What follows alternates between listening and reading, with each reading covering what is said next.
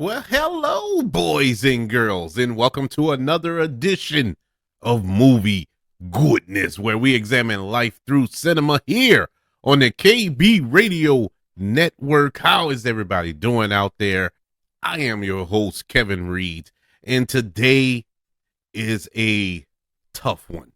This is a tough one because I am a huge fan of this individual, and it hurts me to have to go over the life and career of one Carl Weathers. And uh, to say that I'm just a fan of his wouldn't do it is proper justice. I Carl Weathers has been a huge influence on me since I can remember. I've been watching him ever since I was able to watch film and television shows and all of my favorite movies growing up as a kid. He was a part of. He was a part of the Predator franchise. He was a part of the Rocky franchise. He gave us one of the greatest black exploitation films of the 80s, which we're going to review today in honor of Carl Weathers. But it has been an ongoing joy to watch him, uh, even up to recently on Disney Plus, Star Wars series, The Mandalorian.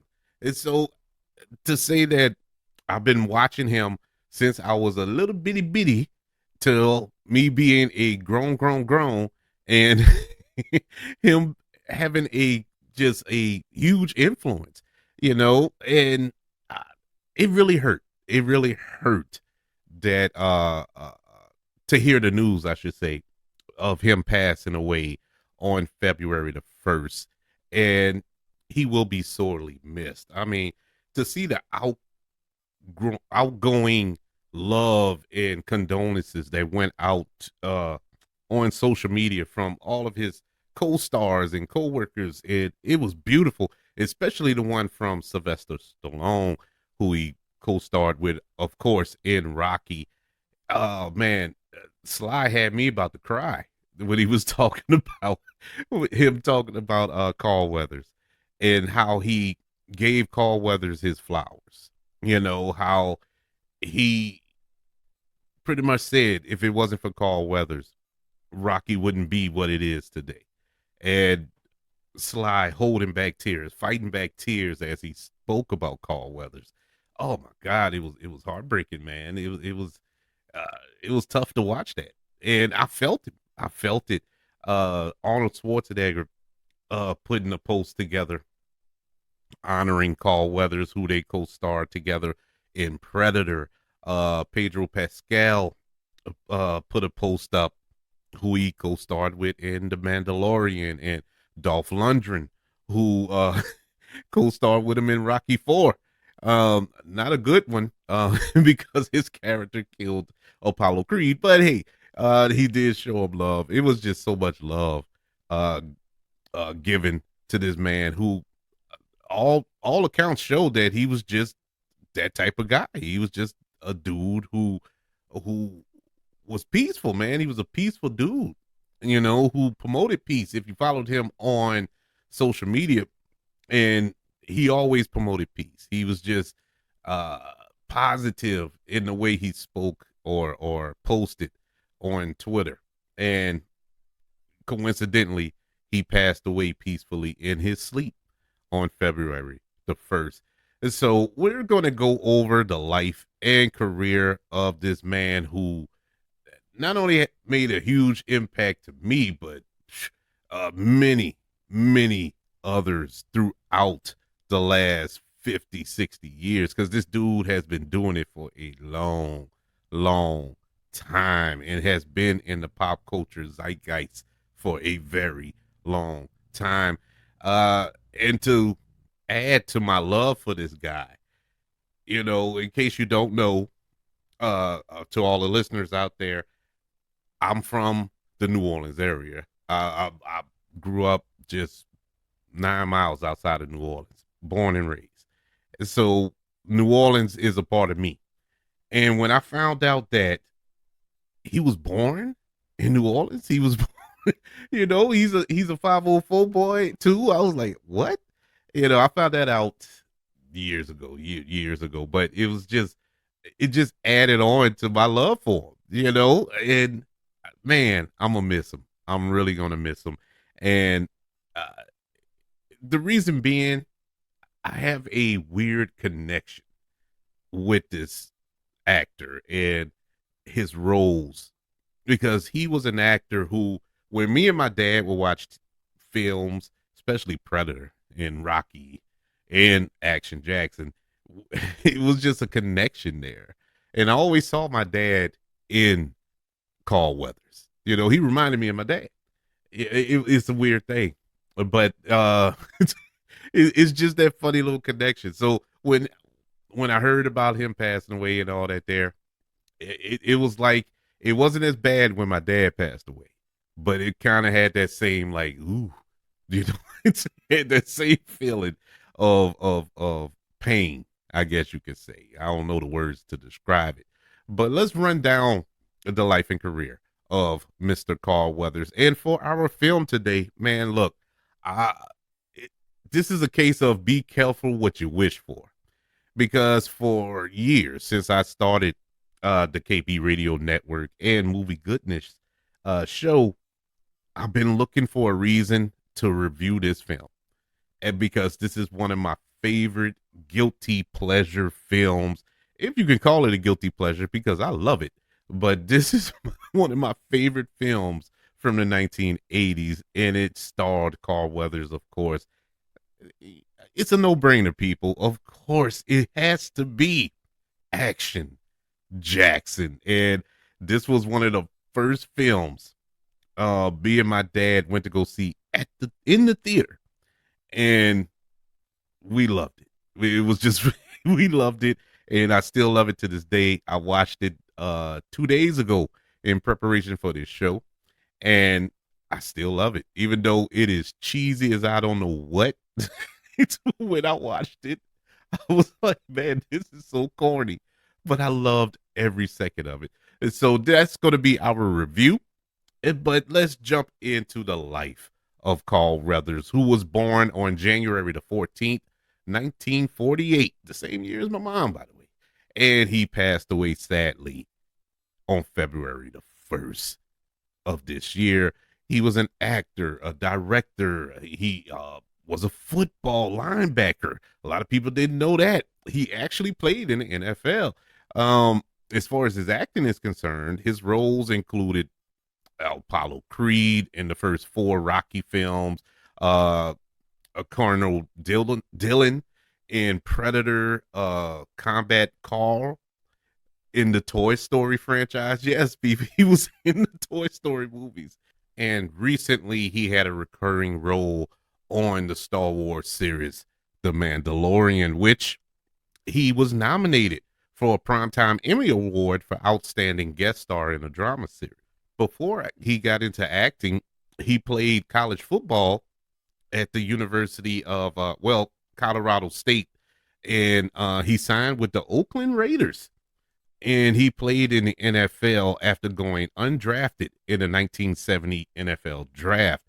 After being released by the Raiders, he signed with the BC Lions in the Canadian Football League.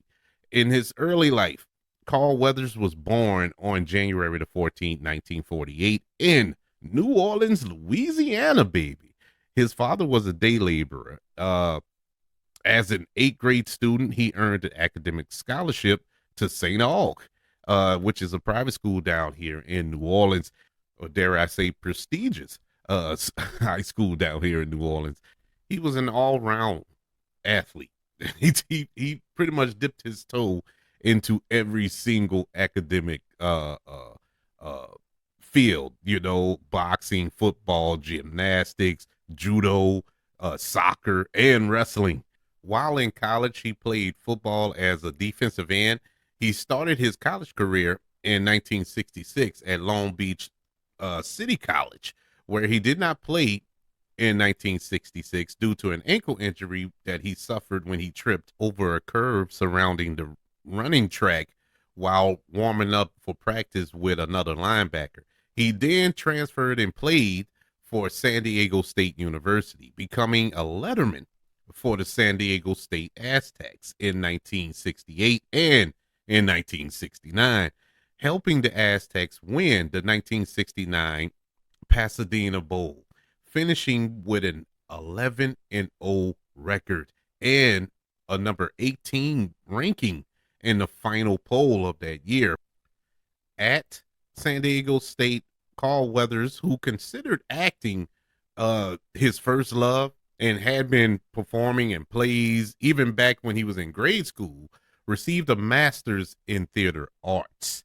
Um, Moving into his professional football career, Carl Weathers signed with the Oakland Raiders. They were in Oakland at the time, and he was an undrafted free agent in 1970. Now he was playing linebacker. Weathers played in 7 games for the Oakland Raiders in 1970, helping them to win the AFC West Division title on their way to their first ever AFC championship game. Before the 1971 season, Carl Weathers converted to strong safety. He only played in 1 game in 1971 before the Raiders released him in September of that year, after Coach John Madden told Weathers, "You're just too sensitive." And which is crazy to think. But yeah, he played for John Madden with the Raiders. How you love that. Later that month, Carl Weathers signed with the BC Lions for the Canadian Football League. He played for the Lions until 1973, playing 13 games in total. During the offseason, Weathers attended San Francisco State University and earned a bachelor degree in drama in 1974. Carl Weathers retired from football in that year and began pursuing an acting career. In his NFL career, he appeared in 8 games in 2 seasons, but did not record any stats. The only stat he recorded in the CFL was a single fumble recovery. In later years, Carl Weathers narrated NFL film season recap in the years 1999, 2000, and 2001. During the 2017 NFL Draft, he appeared on the NFL Network's pre-draft coverage.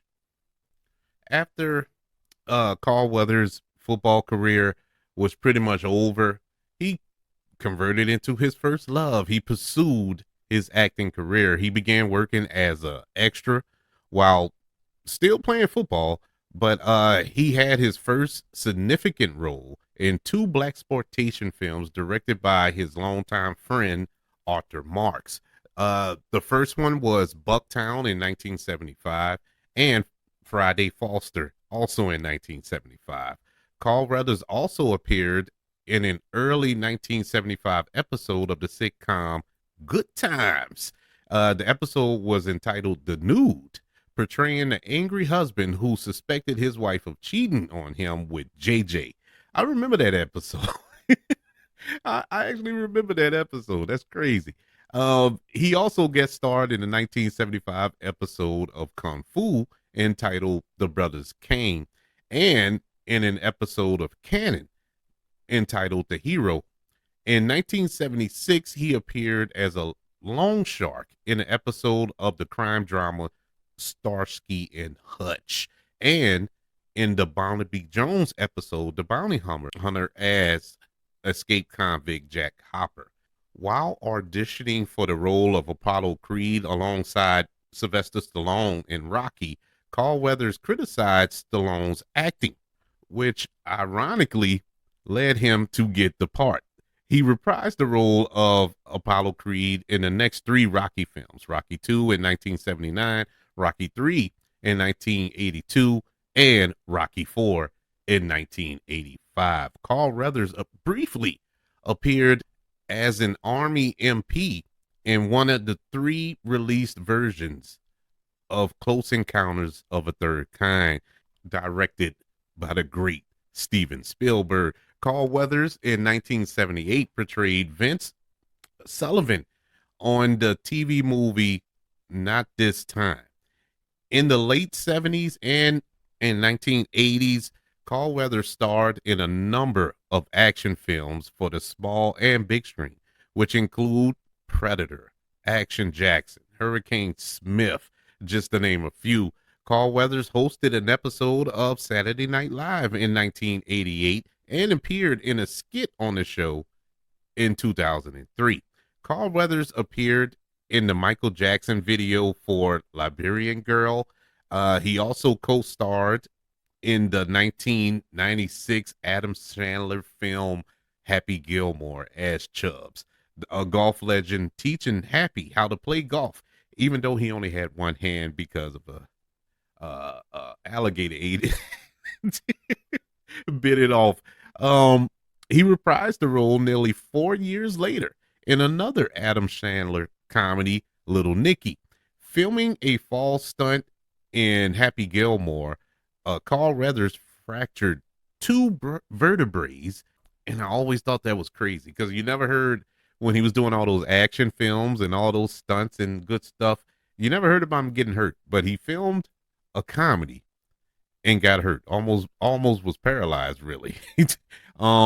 He said after all that, he said that he was in excruciating pain for 3 to 4 years after that incident.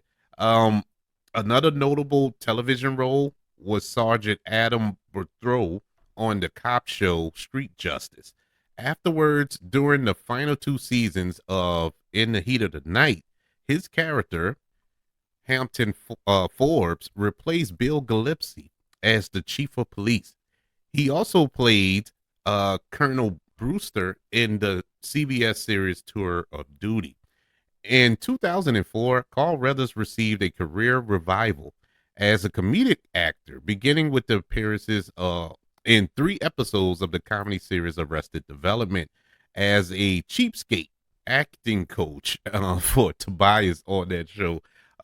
Very funny. It was a funny little role he had on that show. He was then cast in the comedies The Sasquatch Gang and The Comebacks. Carl Weathers had a guest role in 2 episodes of The Shield as a former training officer of the main character Vic Mickey. Carl Weathers provided the voice of Colonel Samuel Garrett in the Pandemic Studios video game Mercenaries Playground of Destruction. In 2005, he was the narrator of Conquest, The Price of Victory. Witness the journey of the Trojans, an 18-part television series about USC athletics. Carl Weathers was a principal of Red Type Media, a film and video production company that specialized in tactical training films made for the United States Armed Forces. He also appeared in 1 episode of ER in 2008 during its final season. For the 6th film in the Rocky series, Rocky Balboa, Stallone asked Weathers, Mr. T, and Dolph Lundgren for permission to use footage of their appearances in the early Rocky films. Mr. T and Lundgren agreed, but Carl Weathers wanted to actually play a part in the movie, even though his character died in Rocky 4. Sylvester Stallone refused, and Weathers decided not to allow Stallone to use his image for flashbacks from the previous films. They instead used footage of a fighter who looked similar to Carl Weathers for those scenes. Carl Weathers and Sylvester Stallone patched their differences, and Carl Weathers agreed to allow footage of him from previous films to be used throughout the film Creed. And so, yeah, they did bury the hatchet, and thank God for it. Weathers portrayed the father of Michael Strahan and Daryl Chill Mitchell characters in a short-lived 2009 Fox sitcom Brothers. He starred in a series of commercials for Bud Light in which he introduced plays from the Bud Light playbook. At the conclusion of each episode, Carl Weathers could be seen bursting through the Bud Light playbook and shouting, "Here we go." In 2019, Carl Weathers appeared as Grief Karga in several episodes of the first season of The Mandalorian. He returned for the second season and also directed one of the episodes, Chapter 9, The Siege, which was an awesome episode. He returned in the third season and directed an episode, Chapter 20, The Foundling. His performance earned him an Emmy nomination for Outstanding Guest Actor. Just as recent as a couple of days ago, I've seen a commercial with him. I don't know if y'all seen the commercial with Gronk. He's gonna do that kick of destiny. He tried it last year and he missed it for the Super Bowl, but he's gonna try it again this year. And his coach in these commercials is Carl Weathers. Carl Weathers and his ex-wife Marianne have two sons. On February the 1st, 2024, Weathers died in his home in Los Angeles at the age of 76. His family issued a statement saying he died peacefully in his sleep.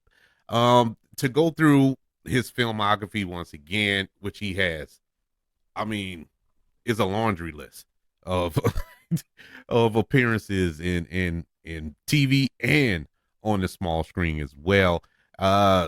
Just some notables. I'm not gonna go through everything, but the notable ones are of course Rocky 1, 2, 3, and 4, Predator, Action Jackson, Happy Gilmore, Little Nicky, um, Think Like a Man 2, Toy Story 4.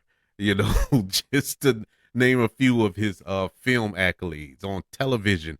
I stated a few of them. You know, Good Times, The $6 Million Man, In the Heat of the Night, The Shield, Arrested Development, ER, Psych, Chicago PD, Chicago Justice, Law and Order, SVU, which I think everybody has been on that show. I think I even been on it once or twice.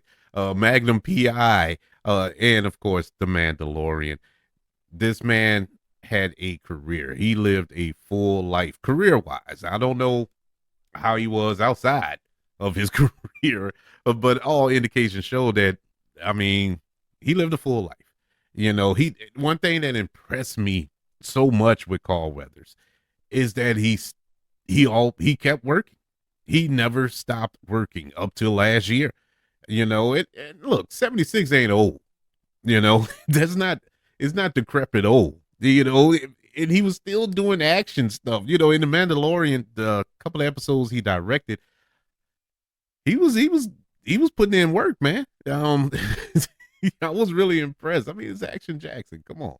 I Yeah, man. What a career. What a career from this man. This man has brought us so many good films and TV appearances throughout his career. Is going to be missed. That's a hole that I don't think can be filled. But the one joy that we do have, we can always go back and watch. You know, he'll never be forgotten because we can always go back and watch him work. Just like I did a couple of a couple of days ago when the news broke, and the very next day I popped in Action Jackson, and that's the film that we're going to review today. From 1988, is an action film directed by Craig R. Braxley, produced by Joel Silver. Joel Silver, who has given us Die Hard and Lethal Weapons and The Matrix, all those good action classics. He produced this film as well, starring Carl Weathers, Vanity, Sharon Stone, and Craig T. Nelson. The plot of Action Jackson is Carl Weathers. He plays the title role of Jericho Action Jackson, a Detroit police detective investigating a corrupt auto mogul who is portrayed by Craig T. Nelson. How this film came to be, Carl Weathers had said in an interview that Action Jackson was a creation that came about when I was doing Predator and talking to Joel Silver, who is a lover of black exploitation films. And so Joel Silver said, well, you know, why don't you put something together and we'll see, you know, what happens from there. So during his time of shooting Predator down in wherever they were in the jungle somewhere, he created this story and came up with this guy, or at least the title, which is Action Jackson. And Joel Silver found a writer who wrote the screenplay, and that was it. That's how it got made. The film reunited several key players from that film set of Predator, alongside Carl Weathers and Joel Silver, who were one of the stars and the producer of the film. Um, Craig R. Braxley was the stunt coordinator of Predator, who went on to direct this film. Actors Bill Duke and Sonny Lanham, they were in Predator. They appeared in this film. Also, Paula Abdul, she auditioned for the role of Sydney Ash, but obviously she didn't get it. In a 1988 interview with the Star Tribune, Vanity, who plays the role of a drug addict, discussed her actual cocaine addiction during the filming of the film. She said in the quote, "I was a real closet user when we were shooting that movie. No one knew what I was doing or what was going on, and wasn't using while I was working. But as soon as we were through for the day, I was into that stuff. I really felt funny playing an addict and also knowing that I was one. And maybe that helped me decide that I needed help." In 1994, Vanity had an overdose, a drug overdose, and she struggled with health issues from that until she passed away in 2016. When it came to Vanity, and she did a whole 160. I mean, she accepted Christ in her life. She became a minister. I mean, to say she was one of the biggest sex symbols of the 80s, she really turned it around. And she was probably one of my first big crushes of the 80s, from The Last Dragon and into this, Action Jackson. Boy, I had a crush on Vanity. Ooh, Lord have mercy. You want to talk about somebody in love with a woman? Yeah, Vanity, people. Vanity. The first set of boobies I saw in the movie theater. Yeah, I was sitting in the theater and for Action Jackson with my dad, and her boobies came out, and I was so scared because I thought my dad was probably gonna say, "Okay, we gotta go or something," but nah, he was a trooper. He went on ahead and let me watch. Oh man, I love that man. But yeah, boy, Vanity, she was definitely my childhood crush growing up. But Action Jackson, and this film is, I guess you could say, you can lump that with a kind of black sportation homage, if you will. There's zero zero substance to this movie. There's no compelling plot to drive the story forward. It's basically cut and paste. We have a hero who who's going after this villain, and that's that. The movie is it's not complicated in the least bit. But it's fun. It is so fun. Um, I always wished, hoped, and prayed that we would get a sequel or some type of franchise out of this film. I mean, it had all the elements.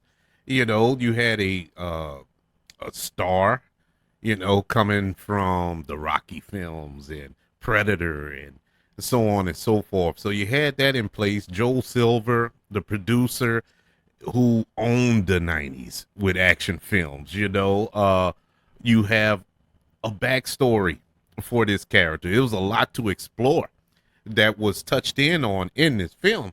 The fact that Jericho Jackson went to Harvard Law School. He was a track star.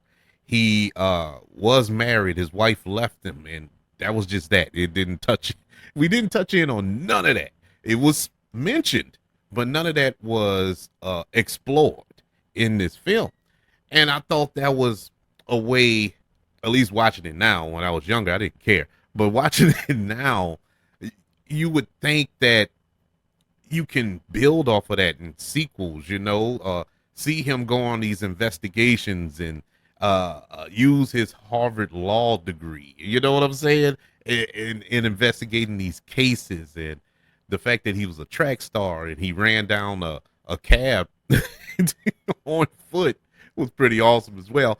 But you had a lot you could touch in on, and his ex-wife, his ex-wife, why did she leave him, and what, they could have did a prequel or something of that nature. There was a lot that could have happened or they could have done in this franchise, and it never happened. I mean, in the 80s, we got sequels to Crocodile Dundee and Teen Wolf, but we couldn't get a sequel to Action Jackson. Man, that is blasphemy. But whatever the case may be, at least we have this film. Carl Weathers. And man, God bless him. And this isn't, I'm not reviewing this film, and giving shining, crispy reviews because the man has passed away. These have always been my feelings since 1988. Carl Weathers in this film was perfectly cast. This was the perfect role for Carl Weathers. The character of Jericho Jackson, or Jericho Action Jackson, is a smart, soft-spoken, yet action junkie, that blows up anything that needs to be blown up in this film. And when you look at that character, I imagine that's Carl Weathers in real life, just soft-spoken, nice guy. That's the reason he got kicked out the NFL, because he was nice. I never heard of that in my life. That you're too sensitive. That's why you got cut from a football team. But it radiated through this performance. But he was such an intelligent man. It wasn't your typical action hero from that era. Your Sylvester Stallones or your Arnold Schwarzeneggers and so forth that just ooze confidence because they're bigger than everybody else on screen. He oozed confidence because he was smarter than everybody else. He was more athletic than everybody else. He was more determined than anybody else. It was just a perfect character to follow, and I enjoyed Carl Weathers' performance in this film. It wasn't the biggest stretch in the world as far as what he's done in the past. This wasn't his best performance as an actor. I would argue that Predator was his best performance. But as far as his own movie, yeah, this is it. But Vanity in this role, even though this even though this is so close to real life for her, at least at that time, being an addict herself in real life, and this character being an addict, this was probably one of the worst performances I've seen. Now, I never picked that up until I watched it the other day. Granted, I always knew that it wasn't an Academy Award nominated performance, but I didn't think it was this bad. When I watched it the other day, I was like, oh my God, this is horrible. She did a marvelous job in The Last Dragon. She did a fairly great job in that role. But here, oh man, this was some bad acting in this role. Craig T. Nelson as Peter Delaplane, the villain in this film. Now, around this time, this is around the Poltergeist era, well, a little further than that. I think Poltergeist came out in what, 82, 83, somewhere up in there. But that's how I remembered him, as the family man, the dad, the good guy. Now you have him in this role just chewing up the scenery, man. I mean, just eating this movie alive. You can tell he absolutely loved playing this role. He was so evil, he was just He was just the villainous villain you ever could watch on screen, and he knew it. He knew exactly what type of film he was in. He knew exactly what type of character this was. He didn't try to make it no more than what it is. He understood the assignment, and that's what it was. Great job by Craig T. Nelson. Love Craig T. Nelson, another underrated actor in Hollywood. I don't think he gets a lot of flowers that he rightfully deserves, man. I mean, Coach, the aforementioned Poltergeist, the voice of Mr. Incredible in the Incredibles films. He's another versatile actor, and I love Craig T, man. Craig T is just he's just he's just that guy, man. Whenever he's on screen, I just smile. And I enjoyed him as the villain of this film. The direction of this movie. The direction was to say this was the first film for Craig R. Baxley. I I think he did a good job here. There was some slick style. I mean, slick style, awesome camera work here. Um, the scenes with the what they call those assassins, the ghost men or the ghosts or the I don't know. I forgot what they were called in the film, but like in that first assassination scene, the opening scene in the film, the cold open, um, where they enter this office building after hours and assassinate this head of the automakers union or something like that.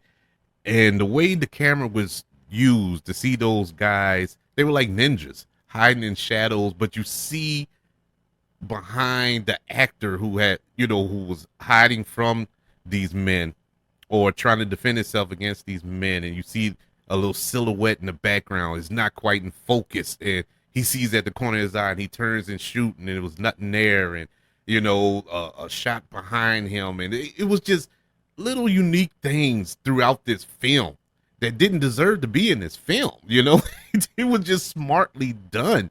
I love the way this film was directed. Once again, the filmmakers knew precisely what type of movie they were making. This was not geared to win Academy Awards. This was geared to entertain, to pay homage to black exploitation films from the 60s and 70s. And it fit right into the category of film or that genre of film. I like the direction in this movie. Commenting once again on the story. This, it wasn't nothing to this story. I mean, today, if this movie was released today, yeah, it would have been written by AI. It wasn't anything coming out of this film where you would have to sit back after you watch it and evaluate your life. It didn't answer any life questions or anything like that.